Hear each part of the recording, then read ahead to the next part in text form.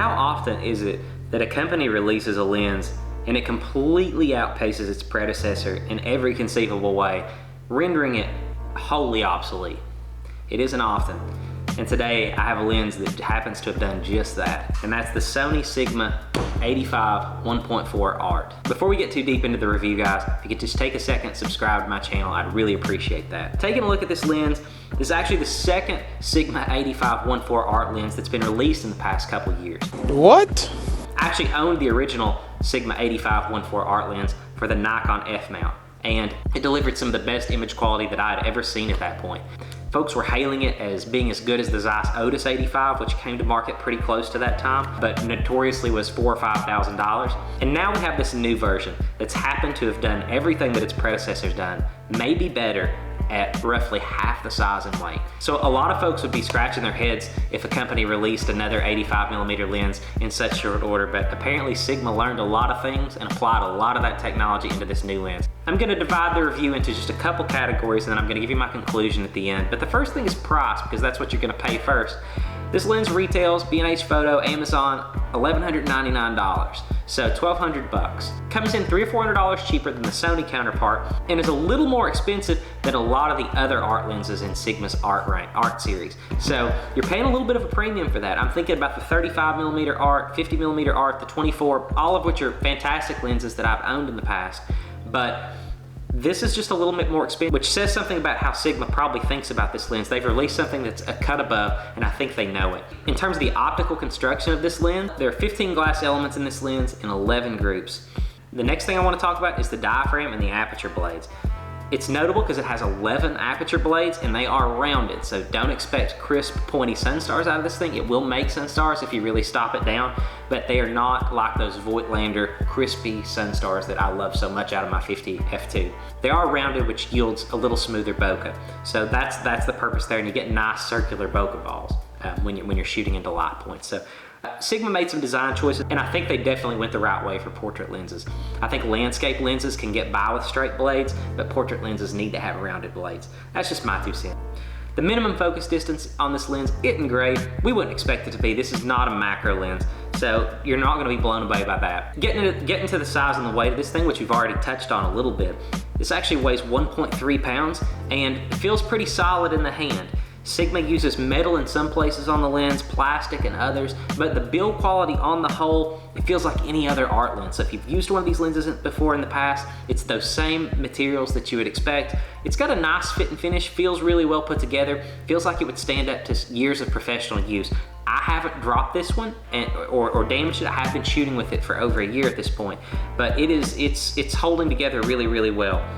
Also notable, it has a gasket for weather sealing on the base, so that's important as well. It does offer a little bit of weather sealing, so if you take it out in the rain, it does have some weather resistance, so that's good to know as well. Getting down to the nuts and bolts though, the image quality. Now, I have to say, an 85mm lens will always have a place in my bag. Along with a 24 and a 50, this is one of my favorite focal lengths, specifically a 1.4, a good bright aperture to really blow out that bokeh. I feel like that is essential for portraiture. You have to have that. If you're not shooting that, you need a 135 1.8, a 135 something, or maybe even a 50 1.2 to get you to that really, really good level of bokeh. But I really love the 85. That short telephoto range, it is one of my favorite focal lengths. And I'm gonna be honest with you guys, I've shot a lot of 85mm lenses, and this is the best I've ever used. There are some issues with it, but for my money, this is the best 85mm lens that I've ever used. I'm gonna post some image samples as I talk here. I'm just gonna pull these out of my files.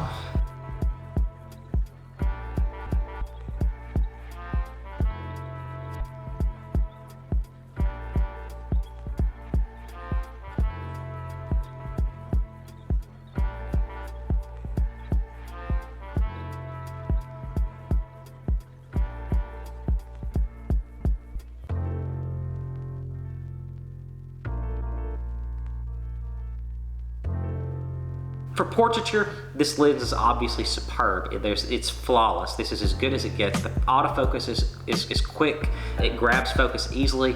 It does a really good job delivering a crisp, sharp image and really blowing out the background with that nice smooth bokeh like we talked about earlier. It's everything you want from a portrait lens. So don't even concern yourself.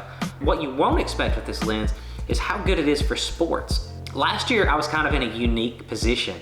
We were getting hired to shoot portraits at football games. So my buddy was running around with a 70 to 200 2.8 lens, and I was running around on the sidelines with an 85-1.4. While I used it a lot to capture portraits of some of the players and coaches on the sidelines, I also would turn it around when the play was happening pretty close, and you'd be surprised at how well this lens was able to focus at 1.4 in the middle of the action, out in the middle of the night, shooting a football game. This lens has more capabilities than you may assume. It's obviously a little short, a lot short, to shoot a football game, but for select sporting events, you might be able to take this into a basketball gym and get some really, really good shots. So that's something to be aware of. Like I said previously, I've used the Sigma 24, the Sigma 50, the other Sigma 85mm. The autofocus motor system is on another level with this lens. It clearly, working in tandem with the new Sony bodies, it really, really, really does a good job. I can't emphasize that enough. And also, it's really, really quiet. The autofocusing systems hardly make any noise. So well done, Sigma. The focusing issues that tended to plague my 50 and 85mm lenses have no issues here. So rest assured, guys, these lenses for the E-mount that they're putting out now seem to have fixed all the autofocus issues. So that's awesome. In terms of how it is for video, I've not done a lot of video with this lens. It's not often I need 85mm. That's very long for video work, and especially when you start figuring in the 4K crop with some of the Sony bodies and all that. So I don't really know. I assume with the autofocusing system being so quiet, it would do really well. It does have a fly-by-wire focusing system though, and that may cause it some problems for focusing with video. I know you want to be very precise with your focusing movements a lot of times when you're doing video, and the fact that it's being transmitted through data digitally instead of mechanically, that could pose some problems. The aperture blade does offer a declick option, so you can hear it clicking. You just slide the switch on the outside of the body, and you've declicked the aperture. So that's another thing for video that makes it really, really nice. But if you do need it for video, I think you're gonna be very well satisfied. So where does that leave us with this lens? I'm not gonna mince my words here. It's the best 85mm option available for the Sony E-mount system. Usually I'm a brand snob. Sony's lenses on the whole for the E-mount are great, especially the ones they're releasing now. They're all superlative. However, at the 85mm right now, that was one of the very early lenses that they released for the E-mount. It was one of the, may have been the first G-Master lens. Somebody can probably correct me on that.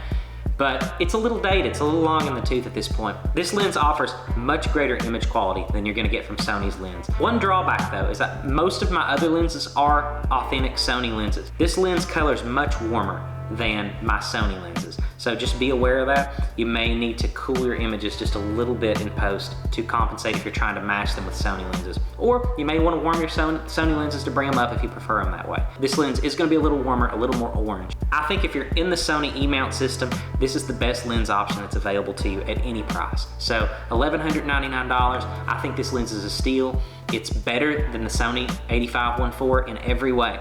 This is the lens to get. If you want maximum image quality, you want really good, quiet autofocusing, this is the lens to have. It's sharp corner to corner. You'll be very, very satisfied with the image quality. If you could, before you go, feel free to subscribe to my channel. It really helps me out a lot. Also, leave a comment, like the video. But as always, thank you guys for watching, and we'll see you next time.